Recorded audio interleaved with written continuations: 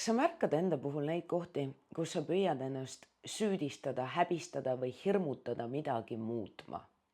No tead küll, need kohad, kus sa kritiseerid ennast ja materdad ennast ja räägid endale võib-olla neid mingisuguseid hirmsaid lugusid selle kohta, mis saab siis, kui teised saavad teada või kui midagi tuleb välja või kui sa kohe midagi ära ei tee või ei muuda.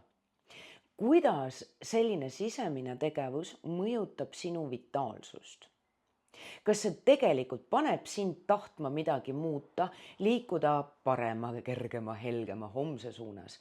Ja kas üldse on võimalik liikuda parema, kergema, helgema homse suunas? Kas tegelikult on üldse võimalik ennast raskest kohast välja aidata, kui sa üritad ennast panna tegutsema läbi kõige raskemate emotsioonide ja seisundite? Sisuliselt on see võrreldav sellega, et sa vead retsilt rasket koormat ja siis sa viskad sinna kogu aeg ise veel kive juurde. Ja siis paratamatult tõmbad sa ligi neid inimesi, kes omakorda viskavad neid kive sinna koormasse juurde. Ja siis sa kuidagimoodi arvad, et mida raskemaks see koorem läheb, siis seda, ma ei tea, tugevamaks muutub hobune või? Sa ei ole hobune.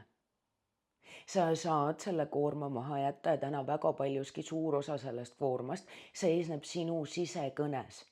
Ja väga võimalik, et selle sisekõne taustal on sul tekkinud juba mingisugune minapilt või identiteet. Et sa juba ise häbened iseennast või näed ennast ebaõnnestuja või läbikukkujana või kellegina, kes ei tulegi toime eluliste raskustega.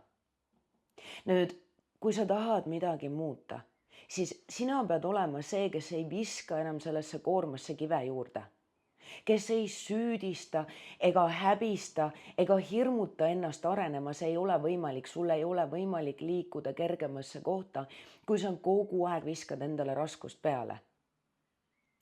Märka, mida selline sisemine tegevus, mida selline sisemine dialoog tegelikult sinu seisundi ja sinu vitaalsusega teeb. Vaata, kuidas see mõjutab sinu emotsionaalset seisundit ja sinu üleüldist energiataset. Ja tea, et sa saad selle ära lõpetada. Jah, võib-olla mitte ühe korraga, aga sa saad igapäevaselt hoida endal silma peal ja panna pidurit, kui sa hakkad jälle iseennast kividega loopima. Läbi süü, häbi ja hirmu ei saa kedagi tõsta, ammugi mitte iseennast.